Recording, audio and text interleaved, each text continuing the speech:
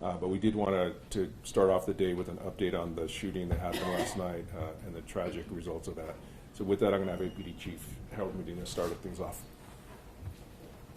Good morning, everybody. Thank you for being here. We have a sad update for our city of something that occurred last night. We had a family that was leaving Isotopes Stadium. As they were leaving Isotopes Stadium, there was some type of altercation reference traffic and possibly in the individuals making an improper U-turn. And this led to incident that we believe is road rage related. As the vehicle was traveling just past the intersection of Avenida Cesar Chavez and University, we had a vehicle pull up next to it, fire 17 shots into the vehicle. The vehicle sustained 14 impacts. But most disheartening is an 11-year-old child was in the front seat of the vehicle and lost their lives last night. We had a relative of this child also struck, is in critical condition at U Local Hospital right now.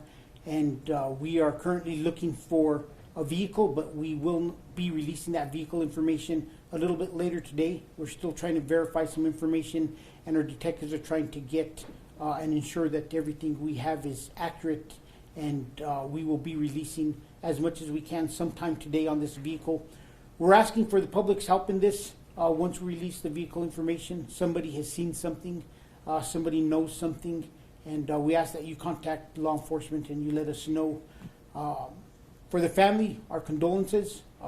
I spoke to Commander Vega last night with Violent Crimes. We do have one of our best homicide teams on this incident, and time again, our homicide teams have proven that they're able to get justice for families, and I am hopeful that they will able to bring justice to this family this morning.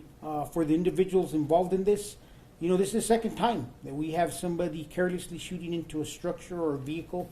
A couple weeks ago, we had a 5-year-old child killed. Last night, we had an 11-year-old.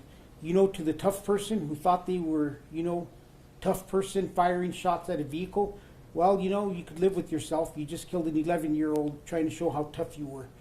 This is very disheartening, like I stated, and our detectives will do everything they can to find these individuals and bring them to justice and ensure that the family gets this case heard in the courts.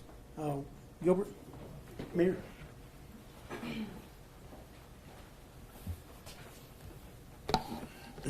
Well, thank you, Chief. I think it's worth a moment of thinking about what this means for our families and for our community.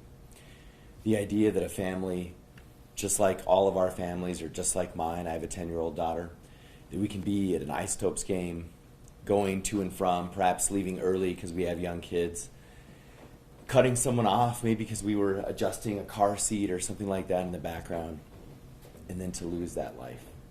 All over that. This is a nightmare experience for that family, and I think in many ways for our city. This is the kind of thing that should never, ever, ever happen in America or in New Mexico or in Albuquerque or anywhere else. I know we're heartbroken for the loss of life, and we feel the senseless act of violence here is also, I think, it is extremely angering. The people who did this have no idea what the consequences are of their actions. And I know this, APD will make sure they know those consequences. And they should turn themselves in. That is the only right answer here.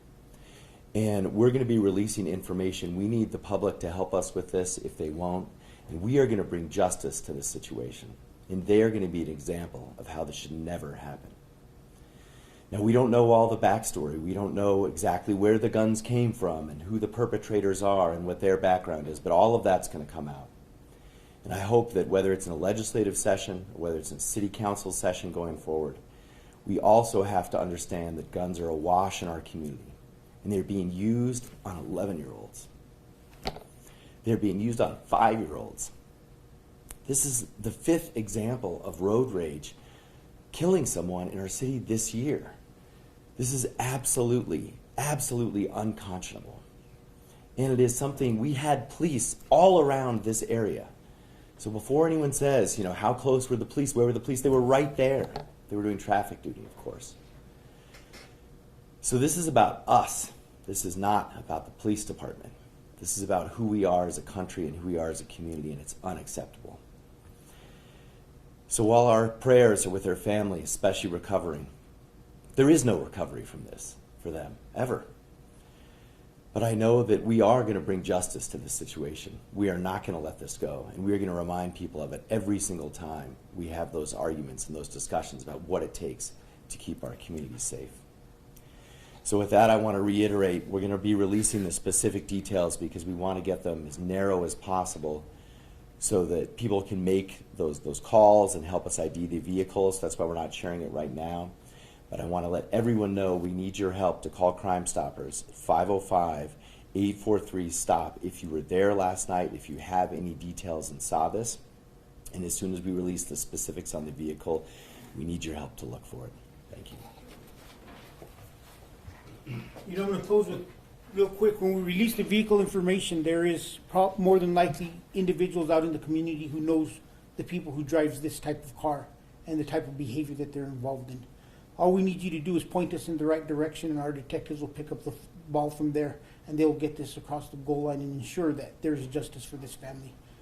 So we're asking the community that once this vehicle's information is released, please take a look at it. Think of the people around your circle of life.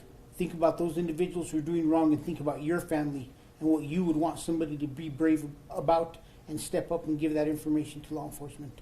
Thank you.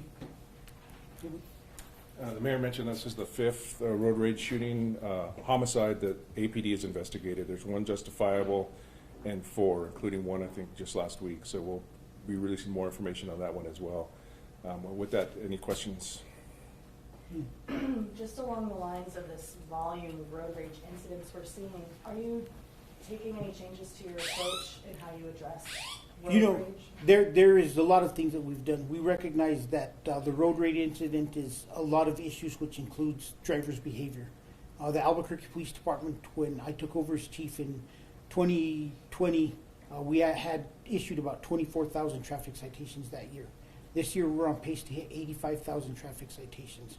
Our traffic enforcement has been stepped up through the roof over the past several years, almost tripled, almost quadrupled. So we will continue to push forward and ensure that we are changing drivers' behaviors, but it's not just the drivers. The amount of firearms in this community and the amount of lack of understanding of consequences of what your actions are is the biggest thing that we need the community to understand.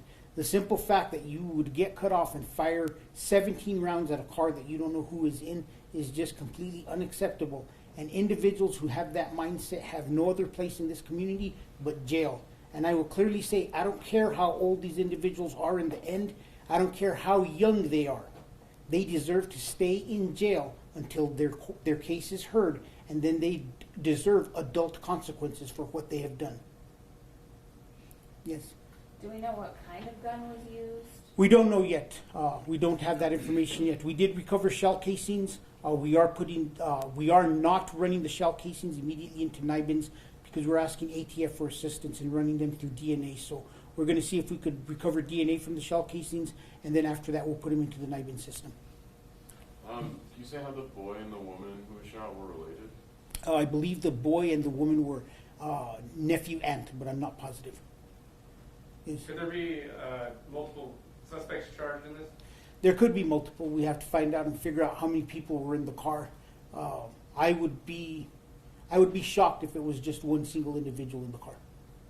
So to clarify, was it the victim and the family that might have made that improper U-turn? It may have been them that made the improper U-turn. But let's be realistic. Every time you're at some type of sporting event, there's a mass crowd somewhere and people are looking to get out. How many people have make traffic violations? I will tell you for myself, I have made those traffic violations in my lifetime. And can I ask about the police response? I know in your video yesterday you mentioned that you were there in 2 minutes. There's a new substation in that area and police were out doing traffic control.